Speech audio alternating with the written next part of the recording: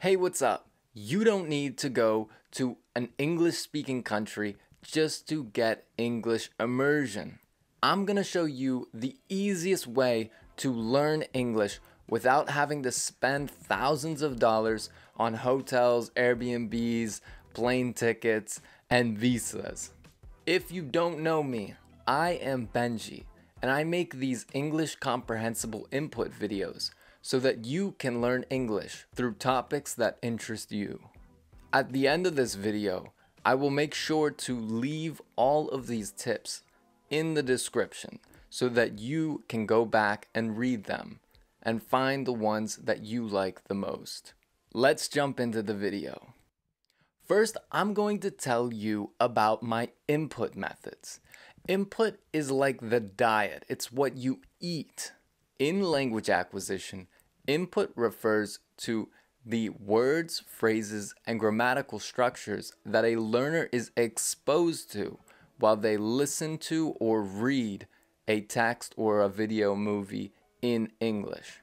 This includes all of the spoken and written language that the learner has been exposed to. So let's go over these strategies to get input. Number 1, ask ChatGPT to write your personal story in basic English. The reason I suggest this is because we all learn better through stories. But what kind of stories? Stories that we can relate to. And what is more relatable than a story of our own? I normally do this about once a month. Write yourself a story in your native language. Maybe it's a childhood experience, a trauma, something that made you happy.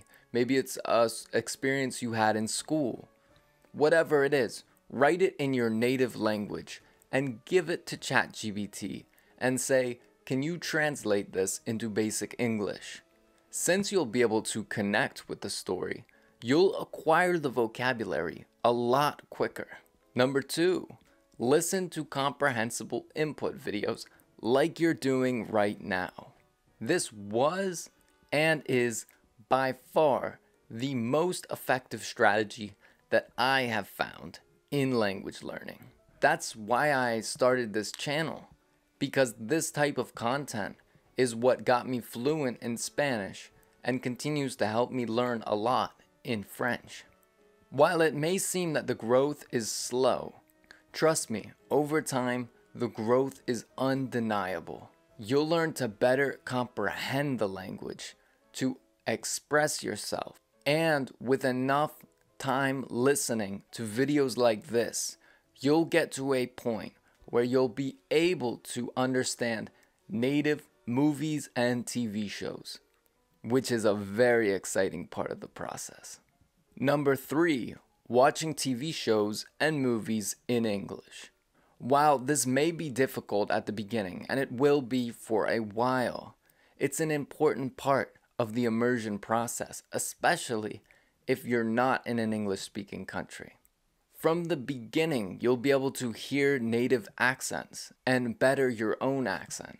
This is really important because some people will learn English, but their accent is so thick, it's such a strong accent, that native speakers can't understand them. Can you imagine learning the language and people can't understand you? That would suck. Number 4, the old post-it note trick. When we're talking about vocabulary that's not used in everyday conversations, post-it notes might help concrete or solidify that vocabulary in your brain. Words such as keyboard, speaker, lamp, or phone charger might be words that you don't hear in content very often. By labeling these things in your home, you'll quickly associate that word, those syllables, to the object itself, putting it in your long-term memory for good. Number 5, listen to music in English and often. Listening to music in English is a very passive and easy way to learn the English language. For example, I work 50 hours a week plus 10 hours on my YouTube channel. so I don't have much time to study French. However, I'm driving for about 8.5 hours a week. I use that time to listen to music in French, which always helps me learn new vocabulary. I use a method which I call the RRSL method. For those who don't know me, they might not know this method, but it means read, study, listen. The first R in RRSL is read in your native language. Find the lyrics in your native language and read them until you understand the meaning of the song, which may take 5 to 15 times of reading it over. After this, read it, second R, read it in your target language, which will be English. There will be some words you don't know, but in general, you'll already have acquired the meaning of the song. So you should understand between 65 and 80% of the vocabulary, or at least of what's being said. Then S, study.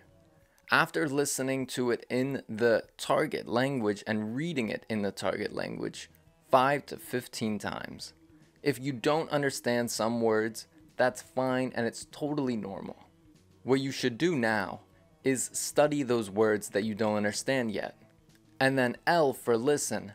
After I understand about 95% of a song, I only listen to it. I won't study it again. So I'll put it in a playlist and I'll listen to it while I drive. Number 6, use HelloTalk instead of Instagram.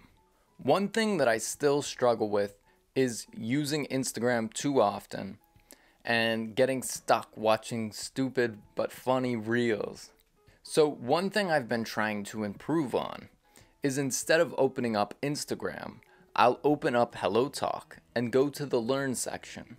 In this section, every post should be in your target language.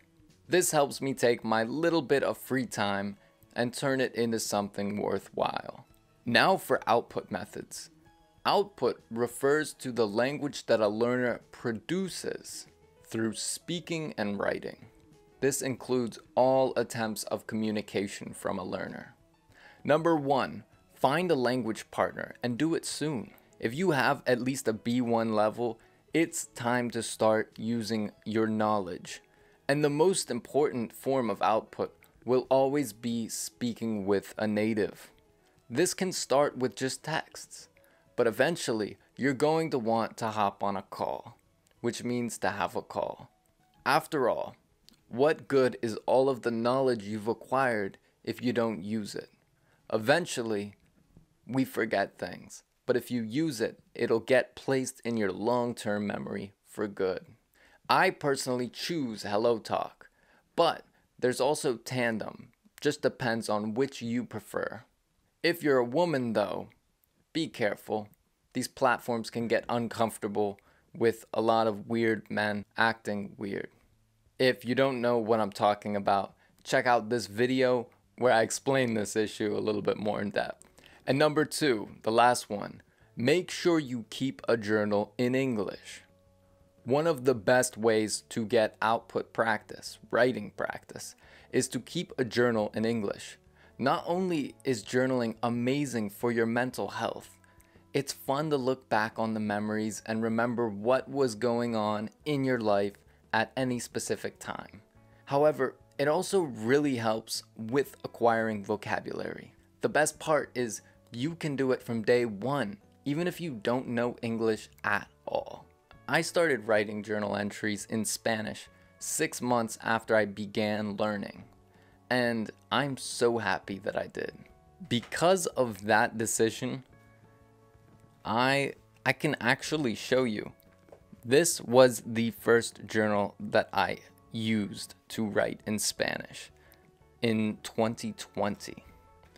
And then I have this journal afterwards, this journal after that, this journal after that, and this is my current journal. I can go back to just about any week of the past 4 years and tell you what I was thinking, what I was doing, and where I was at. Extremely valuable, and I think that you'll really enjoy journaling too when you start. if you haven't already.